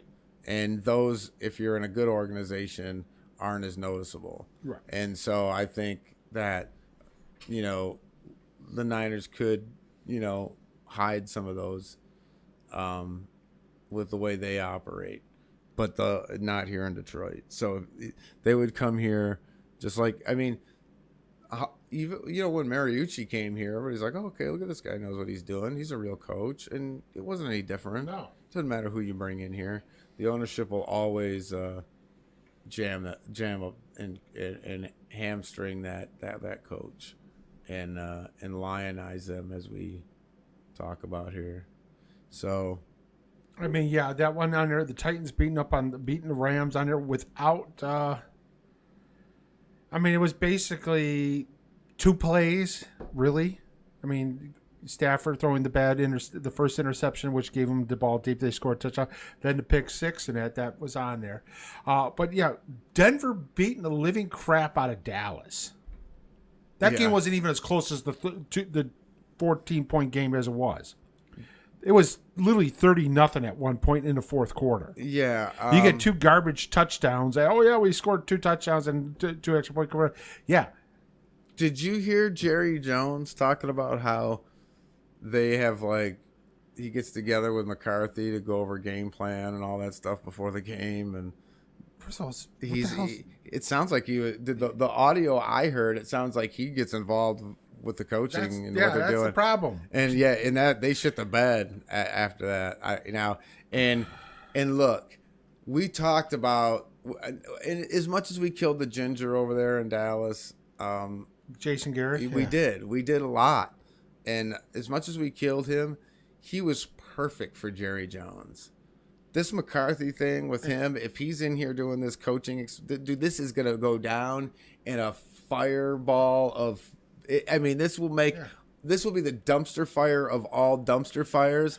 And homeboy, I'm getting some s'mores and cooking over the fire, dude. Yeah. I'm getting my popcorn and I'm sitting back and watching this thing, right? Because I just think this is the very beginning of the unraveling of Dallas. And mark it down and note it here and save the tape and all that other shit. Because like I told you with the Lions before the Philly game from last week, that they pulled out all the tricks, they pulled out everything they had, and they went out and played against a team that couldn't put 150 yards of offense together and made them look like a goddamn Pro Bowl team. They put damn near 50 burger on them. I motherfucking told all y'all, and this is no different. This is no different. What I told you to happen to the Lions, it's happening to the Lions, and it's going to go through. And guess what? Dallas, Big D, guess what? Yeah. Beginning of the end. Yes. Just so you know. And the Vikings the same way. Yeah, it's starting to come unraveled there too. Yep. They were up, and they basically screwed the pooch. The Ravens came back and won that one. See, that's an entertaining game, though, to me. It was a fun game to watch, Ned. Sure. And Lamar Jackson broke Michael Vick's record for most 100-yard games rushing by a quarterback. Anytime you can knock Michael Vick down in the record books, I'm all for it just because he's a douche. But I mean, that's good for him. Good for him, man. Yeah. I mean, Raiders losing to the Giants. What the hell was that all about? that's what I'm saying. The Raiders game with the G-men. Oh my God. I mean, the Giants are terrible. The Saints basically losing to the Falcons. Yeah, it turned out to be tight, dude. It took 3 touchdowns in the fourth quarter to make it basically get the lead. Somehow you got the lead, and basically your defense fell apart. The Saints have nothing offensively. No, They can't. I mean, you got what's his name, and that's Kamara, it. and that's Kamara, it. and that's it. And so, that's really the problem. Their cupboard is bare as hell. Yeah, and I mean, now they're going to have Taysom Hill starting at quarterback, and again, they don't have a quarterback because they And have two, and they don't know which one to start, and they're going back and forth. So you don't have one. If they the trade deadline made that damn trade and traded Teddy Two Gloves to New Orleans, then New Orleans be fine Right. because he knew the system. Yeah, they should have never let him go. No. I don't know what the hell they were thinking. I mean, Jameis was off. He was playing pretty decent down there. Then he blows out the ACL. But see, Jameis wasn't playing pretty decent. They were handcuffing him. I mean, he had one throw downfield. No, yeah, he's just week what one. it is He's just dinking and dunking and doing whatever. But they have no receivers other than Kamara. I mean, again, Michael Thomas is out for the year again. I mean, I get it, but like, if you're a quarterback, I mean, I get it. You need a receiver, but you should be able to get the ball downfield at some point in time or another. I know you're going to have to dink and dunk and whatever, but if you dink and dunk forever and never stretch the field, then that's not going to work anymore. No. And so, like, you're not even trying to stretch the field with this guy at all because you fear the turnover. So, to me, they don't have any quarterback. Even with Jameis healthy, is he the best option? Sure, absolutely. I mean, I think that's obvious at this point. But they don't have a quarterback. They don't have a wide receiver. They're having issues with their offensive line. Their defense is only okay. I mean, what are they doing here?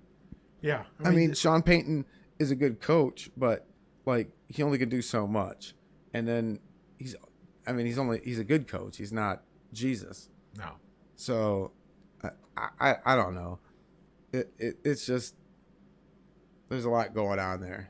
And the Packers-Chiefs, Sunday night game, I wish I got like 3 hours of my life back. Oh, jeez, yeah, right. I mean, Mahomes can only go for 166 and a touchdown against the Packers. I mean, what the hell is wrong with that team?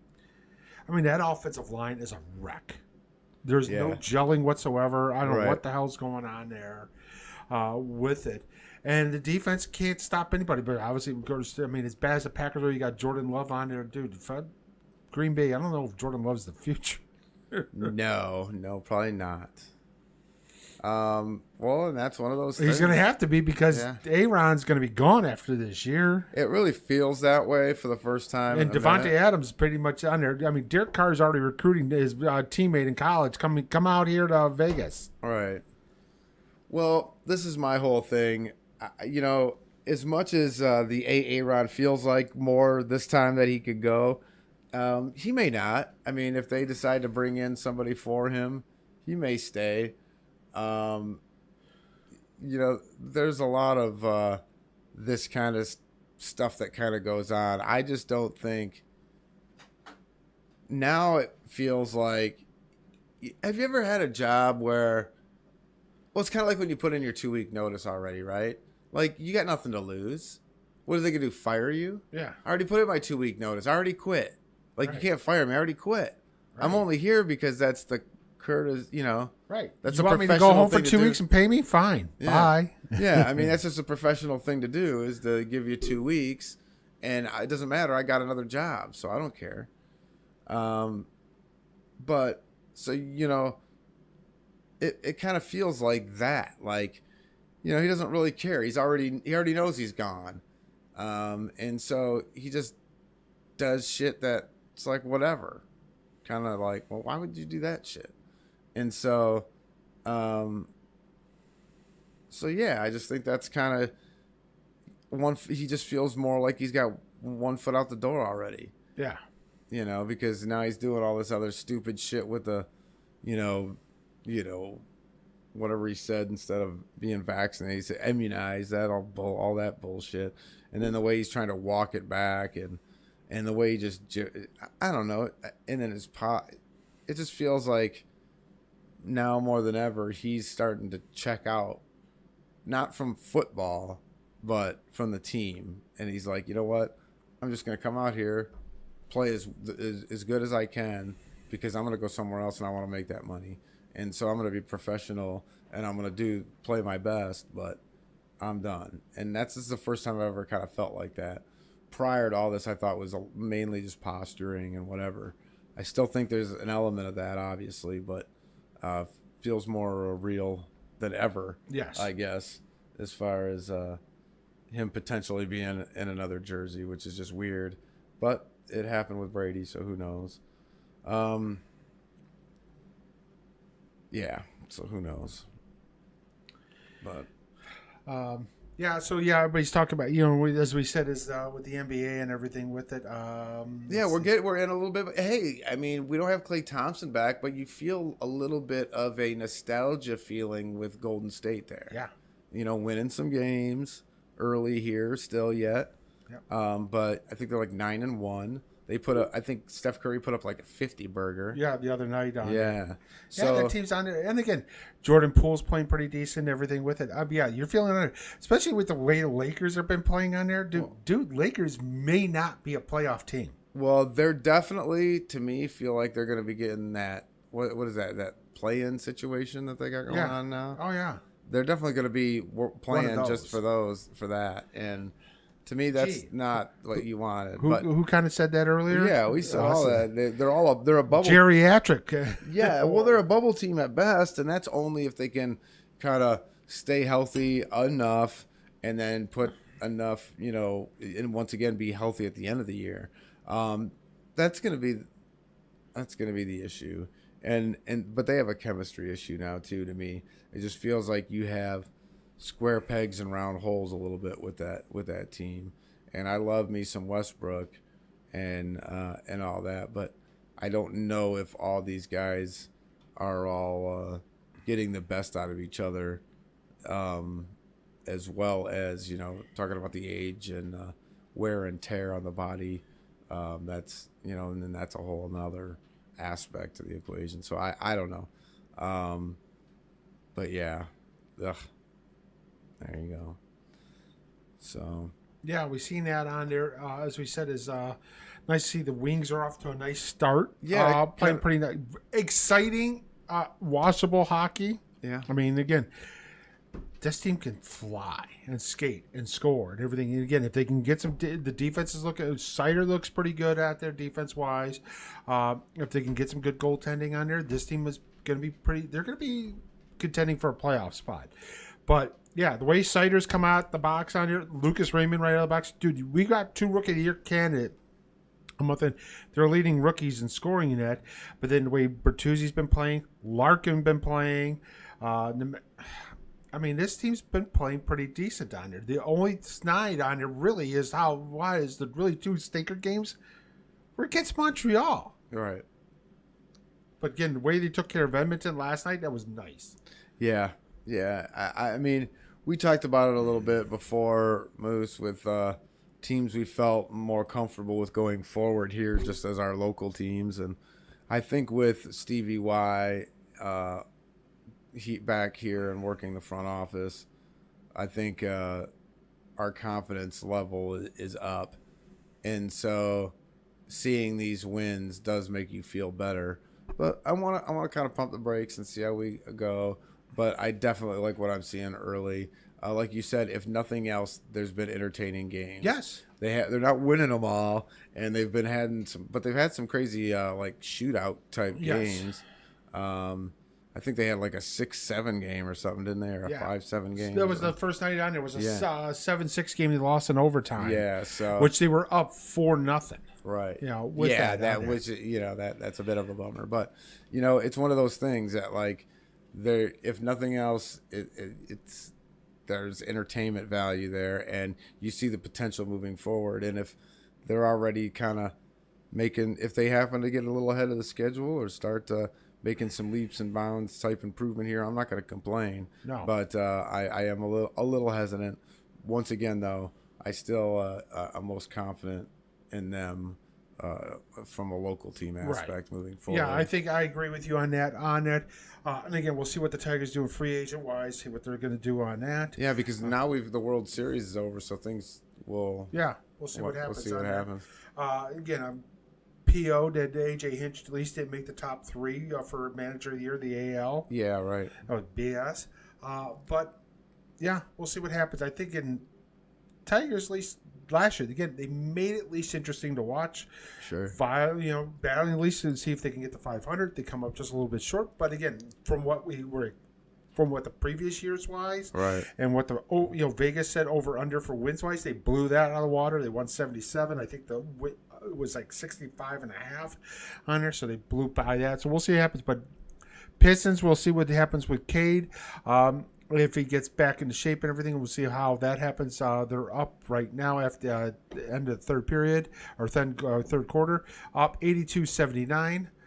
So that's looking pretty decent. Cade Cunningham's actually got 15 points tonight. He is 6 for 13 shooting, 3 from 5 from 3-point land. So that's not much better. And that's the thing too. And Pistons fans, I love you guys all. You're very passionate and all that. But chill. Just pump the brakes on Cade, man. Don't ride him and ruin him now. Like he'll be fine. Yeah, just trust me. When it's all said and done on there, he's going to be fine on there. He's going to be much better. You're going to be happier that you got him than Jalen Green, because Jalen Green only cares about what?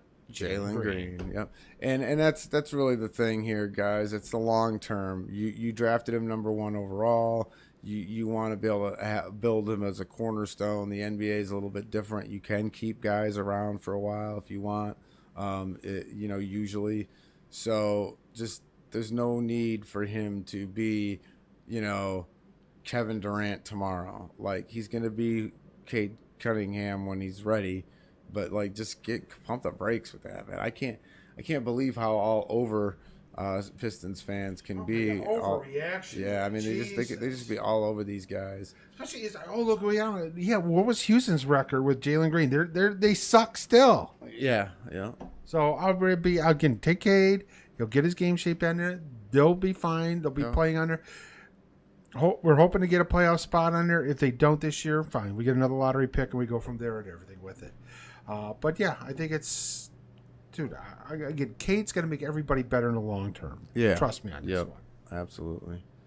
Christian Wood was the one I wish they didn't get rid of, but so be it. On there. All right, so yeah, fantasy on there. We got coming up with Moose's fantasy moment. As I say, my fantasy moment there, and it's not the fantasy you think, but it's for football-wise. This year's been tough for fantasy football because guys are getting banged up and beat up worse than last year even. Yeah. I mean, last year we had down there. This year it's like COVID, and injuries and everything with it. So yeah, you're like, what am I going to do? I'm panicking. If you're 3-6, you're 4-5, don't worry about it. You still can make the playoffs if you get the right picks and everything with it, and just get the right lineup in. Yeah, it is. This week wise, if your quarterback's banged up and everything, and you got dinged up and you're not sure he's going to play and everything, well, guess what? We got a couple quarterbacks out there. The matchups look pretty nice on there. Number one is, I hate to even say, well, actually, it's because he is 150 years old and he weighs like 400 pounds. Ben Roethlisberger definitely is a must start this week. Why? Because they're facing the Lions. Wait till you got to say Jay Cutler's name in week 14 or 13. Just wait. I don't think Jay Cutler wants to come back. I think Jay Cutler Oh, doesn't bullshit. care. If the Saints call him, he's coming. No, you were just talking about going to the Saints? Who's that? Philip Rivers and his 25 kids. That's who it was. Philip Rivers. That's who I was Jay thinking Cutler of. does not want to Yeah, be. no. He's happy like raising miniature cow or like dwarf cows Yes, and shit. yes. I'm He's sorry. happy You're right. getting away from football, getting away from his freaking ex-wife who's a basket case. Yes. No, you're right. That's who I was thinking He's of. happy so. just being like, you know what? I got some cows. I got some horses. I don't need the bullshit. I'm happy. Fuck it. She's gone. Thank God. Granted, she was hot, but she's gone. She's a pain in the ass. Big Ben definitely this week on there for why? Because they face the Lions. Also, as we say, a fan favorite here, especially at the DSR2, Teddy Two Gloves, baby, for Denver. They're facing Philadelphia. He's got everybody back, especially on receiving wise. So I definitely on your Phillies other than Slay, their secondary is terrible on there. So I definitely like that on there. Taylor Hanke, I mean, because they're facing Tampa. Tampa's secondary is putrid. If you're really on there, definitely look at something like that wise. Running back wise, Nick Chubb is out for basically COVID. I don't know if Kamara Hunt is going to be back this week. We all know that Derrick Henry is out. James Robinson's out. Miles Sanders is out. Chase Edmonds is out. So, yeah, you're going to need guys on there. Yes, this week on there, definitely like is Jordan Howard on there. It definitely might be a pickup on there. Ramondre Stevenson, he's going to be he's the number 2 back in New England. He's actually the big guy on there. Actually, they're both 250 pounders, but he's more of a receiving back and everything with it. So I definitely like him. And believe it or not, Devontae Freeman, who is the 17th running back to play for Baltimore this year. Yeah. And Eno Benjamin from Arizona on there, definitely on there. He's only rostered, they said, it's in like 2% of the leagues on there. So definitely like that on it. Receiver wise, Brandon Ayuk, I definitely like this week because again, he's going to be like their third receiving there. So Elijah Moore, who's actually getting some pretty decent starts, look at him. Rashawn Bateman's finally healthy with Baltimore. Definitely look at him on there. Definitely like that. And again, my boy, Donovan Peoples-Jones, he's the speed burner for Cleveland. Look what he did last week. Again, addition by subtraction. They got rid of a pain in the ass, and they got a kid out there that's basically got some upside and everything like that. And again, tight end wise on there, Dan Arnold from Tennessee, from Jacksonville, like him. Logan Thomas is actually healthy. Well, at least for this week under until he gets hurt again. And Tyler Conklin on that. And again, if you need a kicker or defense, don't even talk to me. Go to hell. Figure it out yourself. And there it is. Bluntly. And again, pickups. We're going to try to do better this week because, again, if I was here last week, I'm sorry. I apologize. But I wasn't here, so I don't have to. I got to do better. I can't do any worse. It could have been bad. It could have been bad. There's no doubt about it. All right. So let's see how we do in real life this week. All right. So tomorrow we've got at 8:20 on Prime and Fox and NFL Network and NFL.com. We've got Baltimore on the road. They're going against Miami. They're a 7.5-point favorite against Miami on this one. Baltimore is actually playing pretty decent on there with it. They keep beating all the teams that they have to. Miami had a nice win last week. I don't know if they're going to be up to beating Baltimore on this one. I'm going to have to take Baltimore, or otherwise known as the Lamar Jacksons. Yeah, it's all about Lamar Jackson right now for me too. Miami just can't get it together in all kinds of different ways. I don't know what to say. So yeah, Baltimore all day. All right, so we got a 1 o'clock game. We go to Sunday. We've got Atlanta on the road. They're going against Dallas and Jerry World. And again, Atlanta is a 9.5-point dog on there. They caught New Orleans snapping last week on there. Dallas come back, got to basically look like crap on there. We keep waiting on this Dallas one to basically implode, but I think they're going to actually beat Atlanta. Yes, the implosion will wait a week at least. I can't see them getting because Atlanta's defense is terrible and they have no run game. Yeah, I can't see them getting too tripped up by Atlanta, especially after that. I think they're going to want to come back and play well and probably will execute better. So yeah, I'm going to take the Cowboys, but after the Falcons, man, things could change. But all right, we'll see. So we got New Orleans going down up to the road to Nashville, Tennessee. They're facing the Titans. New Orleans as a 2.5-point dog. New Orleans actually, Tennessee without Derrick Henry. I don't care. Give me Tennessee. Yeah, Tennessee's the truth. If they could pull the corpse of Adrian Peterson out and put him on the field and be as successful as they were. A.J. Brown on there is going to have a huge game against on there, so I definitely like that. All right, Jacksonville got lucky and beat Buffalo on there. Right. Indy has won a couple games on there. Carson Wentz is actually looking a little better. Even if my wife's in labor, I'm missing the birth of my kid. I'm playing in the game. I love the attitude, but it's Jacksonville. That's why they're going to win. Yeah. Because why? Jonathan Taylor is a beast. Yeah, Jacksonville doesn't have anything going for them. The Colts, to me, I'm not really impressed, to be quite honest. But yeah, this is one of those games where like, ugh, I don't want to watch it. I don't think though. If I'm gonna play the money, I'm gonna take the points and take Jacksonville because they got. I would take it. I think Because I think it'll be inside 10.5. I don't. Yeah. I think Indy's going to walk on Yeah. Jacksonville had their huge upset win, and they played again good defense on there, but that ends like there.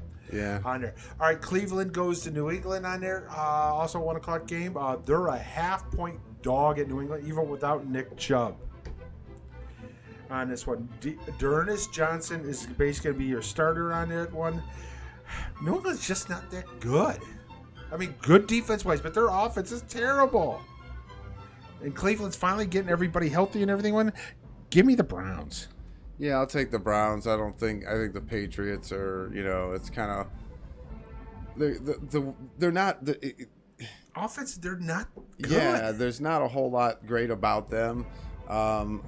It's weird how they're pulling out some of these victories. So, yeah, I don't know. I'm not feeling it, but I'm not feeling great about the Browns either. But they did play a lot better last week, obviously. So, I'll take Cleveland. All right, we got Buffalo is going down to Jersey to play at MetLife. They're facing the Jets. Buffalo is a 13.5-point favorite. Yes. I think Buffalo, after losing last week, I think they're going to take the Jets to the woodshed. Yeah, they're going to take it out on them Take for Buffalo, sure. give the points, Yep. trust me. Yeah, I'm with you. Jets aren't very good, and Buffalo will absolutely make an example out of them just to try to atone for last week. All right, so we also got a 1 o'clock game. We got Detroit going to Pittsburgh. Pittsburgh is a 9.5-point favorite on this one. Yes. Yeah. I don't care if they're coming off the bye or not. It's Detroit. Yeah. And they're, as we said, Dumpster fire. terrible. Yep. So give me Pittsburgh on there. I think former host Scotty Super Genius is actually going to be at the game.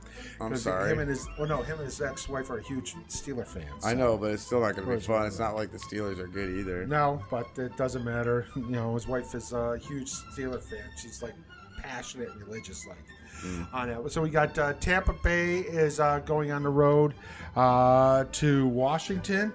Tampa Bay is a 10.5-point favorite. Tampa Bay coming off the bye. I think Washington's also coming off the bye. I don't care it matters. I think Tampa Bay is going to win this one. I think everybody's healthy for Tampa right now, and the Redskins are terrible. They are bad. They are very bad. Yeah, I mean, the GOAT versus that team, you could field a bunch of scrubs out there like replacement players, and they'd get it done. I feel like that's what the Washington team is already right now anyway. So, yeah, totally Bucks in that game for sure. All right, so the last, let's see here, the first of the 4 o'clock games, we got Carolina going out to Arizona. Even though they got Christian McCaffrey back on there, doesn't matter. They're a 10.5-point dog to Arizona. Arizona, I think they got Murray back and Hopkins back, but they are out with Edmonds, but doesn't matter on this one. Give me Arizona. Yeah, I'll take Arizona. Panthers will get things right if they can keep McCaffrey there healthy. They'll definitely improve, but this isn't going to be the week that they're going to win here. Cardinals are just too much firepower right now. All right, so we got Minnesota going out to L.A. They're facing the Chargers. They're a 2.5-point dog to the Chargers on this one. Chargers actually, again, Justin Herbert had a nice week last week on there. Minnesota actually choked it away on this one on it. I think the implosion starts on there, especially with the whole story with Dalvin Cook this week under too many distractions. Give me Herbert and the Chargers. Yeah. Especially if they waited the baby blues. Yeah, I'm not sold on Minnesota anyway. I just think it's all kind of bullshit. So I'm not sold on Minnesota anyway. I like what the Chargers are doing, and that's where I'm going. All right, we got Philadelphia going out to Denver. They're a 2.5-point dog on this one. Denver having a nice win last week against Dallas on this one. I think they continue it on there, beating up on the NFC East because I don't like anything about Philly. I mean, it's like, again, Denver gets rid of Von Miller and the defense looks great. Yes. Hurst is not good, and traveling way over there. not good. Mile high, thin air, cooler temperature, all that stuff. I know they deal with the cooler over there, but they're not dealing with them. It's too much. It's too much for that horrible team. And yeah, Teddy Two Gloves will get her done. All right, so we got another. This is a 4:25 game. We got Seattle is going to, believe it or not, Green Bay on this one. I think there's a room. I mean, Russell Wilson might be back for this week. Yeah, I mean he's cleared, I think, but we'll see on this one. So if Seattle comes on there, even though they're a 4.5 point dog, Aaron Rodgers still don't know if he's clear to play yet. On this one, I'm taking Seattle. If Russell plays, I think Seattle's going to win this one on that one. If Russell plays, because again, that defense for Green Bay is terrible. Yeah, my thing is more on Aaron Rodgers. If he is not, hopefully he's cleared Saturday. If he's not, then my pick gets blown out. But I'm going to assume they get his ass on the field and then nothing else matters. I'm going to take the Packers. Okay, so we got the Sunday night game. We got we got KC going to Vegas. KC's a 2.5 point favorite on this one. Casey's just not looked right all season. No.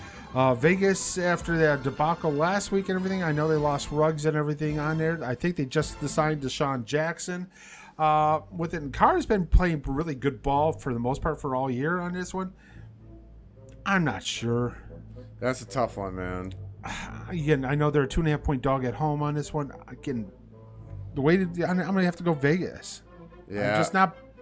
Till KC fixes it and shows me on there, I'm not taking them. Yeah, to me, the Raiders are too unpredictable. I would like to think that Andy Reid can kind of at least be steady, and they just don't get that there in Oakland and in Vegas. And I know there was addition by subtraction when you got rid of Gruden for a minute there, but after a while, we'll see. I'm going to take KC in this, but I ain't mad at you for taking the Raiders because, like you said, right now, your boy Mahomes is having issues reading defenses, and the game seems a little fast for him right now, and that's causing problems. But I am going to take the Chiefs in this game, but reluctantly. How about that? Okay, so we got Monday night. We got the Rams going to Frisco. The Rams are a 3.5 point favorite on the road in it. Rams basically lost last week on there. Didn't look all that good on there. Frisco looked terrible on it. Give me the Rams. I think the Rams are going to bounce back this week. Sure. Everything I know about Matt Stafford and all his years that he was here throughout his pro career, I know exactly what's going to happen. And yes, absolutely. After losing to a good team, which is kind of what his MO is, he always rebounds against a less than great team, and this will be no different.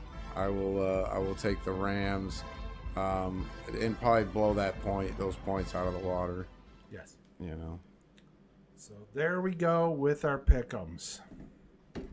So, knocking stuff over. Well, Moose, I don't. Holy crap! Pistons really took it to them in the fourth quarter. They're up now by 14. Oh wow! Nice. Grant's got 33 tonight. Bay's got 14. Cade's got 15. But yeah, okay. Hey, not we'll get a win. We need it. Yeah. The Pistons have not looked good up to this point.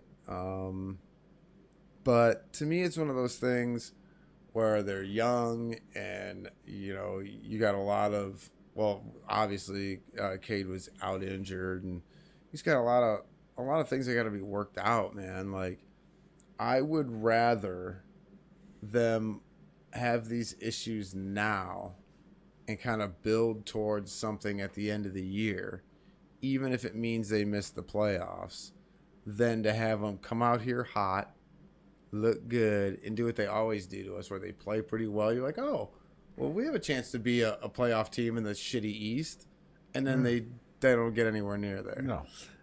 So, and we've talked about it before, whether it was in the bubble, out of the bubble, before the bubble. it's all about when you get hot. Right. You know what I'm saying? If you get hot at the right time, then you are absolutely going to do better. Like, it's just that simple. If you get hot at the end of the year, you see teams put runs together where they make the playoffs or even win a series. So when they were a team that was, not that good early on. So happens in sports all over the place. The NBA is no different. So yeah, I would rather them work their way up and go, oh, wow, they weren't that good, but now all of a sudden they're a playoff team. Right. And so we'll see. I don't think that we got that yet. But if Cade stays healthy and picks up where he left off in the G League, I mean, at least we'll be entertained. Yeah. I mean, if nothing else. And at this point, we talked about that with the Red Wings too. I mean, at least they're giving us something to watch. Same thing with the Tigers. At least they were giving us something that was kind of entertaining for a while there. So even though they weren't ultimately where we wanted them to be. So we'll see. It's not the end of the world for Detroit sports, but it sure felt worse. It feels a little bit better now. You're seeing the Red Wings get a little bit better, and we'll see how things kind of play out. But I don't know. It's still pretty. We're grasping here. Yes. If you're a Detroit fan, you're grasping at this point. So that's the unfortunate part. But, it is what it is. Oh, man, we're getting close to the holidays. So Lakers have the second worst defense in the NBA. Yes. Charlotte's the worst. Charlotte's given up 118.3 points a game. Well, things move so fast, right? And the holidays are like right around the corner. And with that being said, you start getting into the thick of the NBA season when it like starts to mean something. And if they don't turn this around pretty quick, I mean, like I said, they're the 8th seed right now. Yeah, if they don't turn this around quick, then it kind of it's gonna be a talking point, because when we get to these Christmas Day games, and that they're gonna have the Lakers involved in that.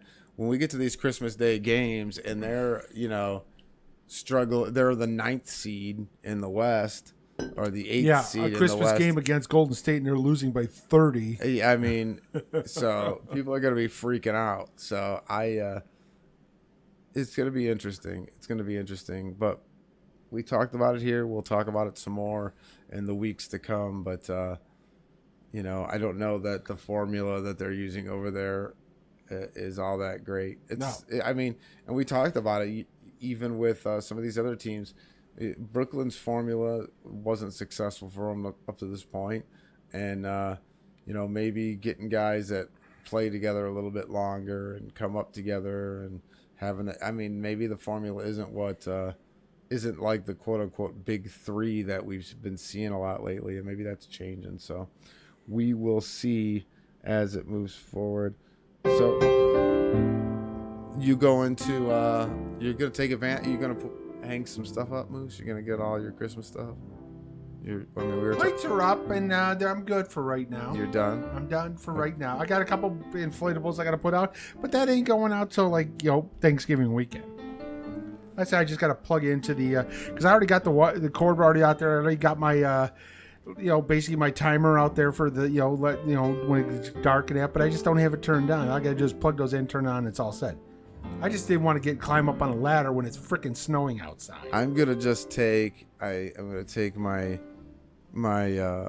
Grinch plastic mold, and I'm just gonna face him on the house, and I'm gonna take one strand and I'm gonna tape it to his hands and then sling the other hand onto the gutter. And that's going to be my goddamn thing this year.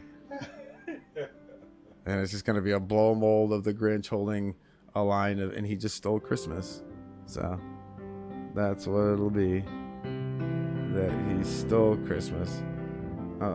That guy's got so that's not real. So that was the most douchiest goatee ever. So more douchey than mine. So you won't even have to look at that. But we'll see you guys next week. We love you guys. Be safe, be good, and be good to each other. We'll be back. Peace out, brothers. listening to Studio 57 Radio, your home for underground hip hop, rap, and R&B. Studio 57 Radio.